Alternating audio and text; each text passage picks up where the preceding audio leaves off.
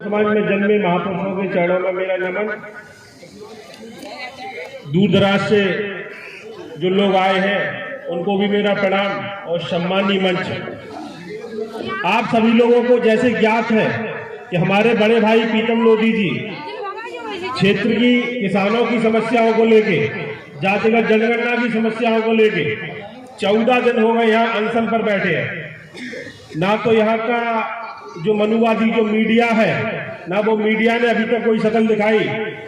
यहाँ के जो पत्रकार बंधु हैं, मैं उनसे भी कह देना चाहता हूँ कि जो हकीकत है आप उसको बयां क्यों नहीं करते, क्योंकि क्षेत्र की बहुत सारी समस्या है, उनको लेके भैया 14 दिन से भूख हड़ताल पे है।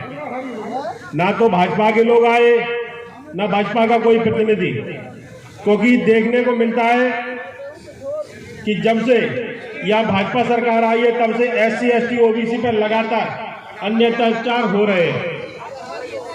और यहाँ का जो मनुवादी मीडिया है वो बिल्कुल नहीं इस चीज को दिखाता, क्योंकि इस देश का सबसे बड़ा जो मुद्दा है वो है जातिगत जनगणना। क्योंकि इस देश में पशुओं की गिनती होती है, पेड़ पौधों की गिनती होती है, जहां तक कि हिजड़ों की गिनती होती है, मगर पिछड़ों की गिनती नहीं होती। क्योंकि जब संसद भवन में हमारे जब बड़े भाई धर्मेंद्र यादव जी ने वो मुद्दा उठाया और उनको छोड़ के किसी भी जो OBC नेता है उन्होंने इस मुद्दे को नहीं उठाया। धर्मेंद्र भाई लगातार SC ST OBC पर बात करते हैं, क्योंकि हम लोगों ने काफी सुना है उनको और हम लोगों को उनको सुन के काफी मार्गदर्शन भी मिलता है। क्योंकि लगातार आप देख रहे होंगे मध्य प्रदेश में जो हालत है SC ST OBC, लगातार हम लोगों पे अत्याचार होता है, फिर भी हम लोग यहाँ बिल्कुल शांत बैठे हैं। क्योंकि जो प्रीतम भैया ने जो बात कही थी वो पाखंडवाद के खिलाफ कही थी, ना कि ब्राह्मण के खिलाफ। क्योंकि जब हम लोग अपने घर परिवार में बैठते हैं तो हम अपने परिवार वालों को समझाते हैं। क्योंकि भैया ने जो बात कही थी वो बात कही थी शिक्षा को लेके, क्योंकि शिक्षा वो शेरनी का दूध है, जो पिएगा वो दहाड़ेगा। क्योंकि जब तक हम अपने महापुरुषों को नहीं पढ़ेंगे, जब तक हम अपने महापुरुषों के बारे में नहीं सुनेंगे, जानेंगे नहीं, तब तक हमारी ये लड़ाई बिल्कुल व्यर्थ है। क्योंकि OBC में अभी लगभग 150 महापुरुष, हमें उनको ही पढ़ लें। क्योंकि लगातार आप देख रहे होंगे, चाहे भाजपा सरकार हो या कांग्रेस की सरकार हो, लगातार हमारे लोगों के साथ अत्याचार होता है। यही बात जो प्रीतम भैया ने कही थी, उसको लेके पार्टी ने उनको बाहर का रास्ता दिखा दिया, क्योंकि उन पर पिछड़े वर्ग का टैग लगा था। अगर यही बात मनुवादी लोग कहते, क्योंकि राजेश्वर शर्मा ने भी यही बात कही, अरिविंद भदौरिया ने ये बात कही, मगर उन लोगों को पार्टी ने बिल्कुल नहीं निकाला। तो ये बात हम लोगों को समझनी पड़ेगी, क्योंकि लगातार हम वर्षों से देखते आ रहे हैं। क्योंकि चाहे भाजपा हो या कांग्रेस हो, अगर भाजपा सापनाथ है तो कांग्रेस लागनाथ है, दोनों ही पार्टियां SC ST OBC का शोषण कर रही है।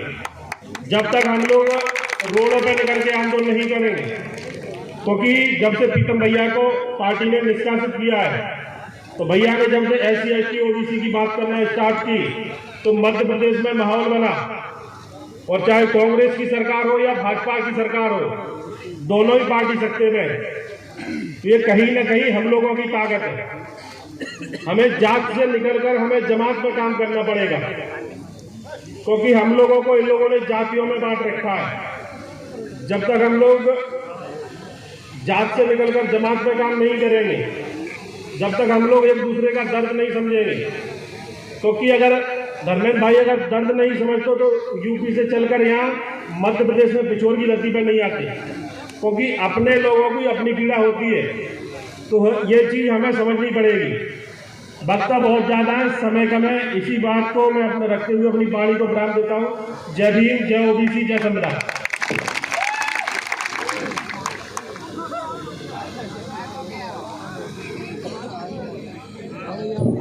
बहुत छोटे समय में, बहुत कम समय में बहुत सही बात कही है। अगर आज अगर हम अपने अधिकारों को नहीं पहचाने तो ये सोच लीजिए कि आने वाले पीढ़ी के लिए भी हम एक ऐसा चीज बो के जा रहे हैं कि वो कभी पैदा नहीं हो पाएंगे, जो अपने अधिकारों को जान ही नहीं पाएंगे। और इसी क्रम में मैं अब आदरणीय मनीराम लोधी जी इस कार्यक्रम के संयोजक इस कार्यक्रम के संचालक, इस तरीके की व्यवस्था के हर तरीके से व्यवस्थापक, मैं उनसे अनुरोध करूंगा कि वो आए मंच पर और उद्बोधन दें। और उद्बोधन के दौरान 3-4 बातों को जो आपके बीच समक्ष रखना है।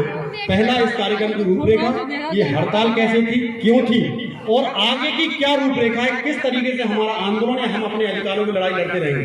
आदरणीय प्रीतम भैया, असल मनीराम भैया जी का जोरदार तालियों के साथ स्वागत करें। आदरणीय मनीराम भैया जी, जिला पंचायत सदस्य मनीराम जी।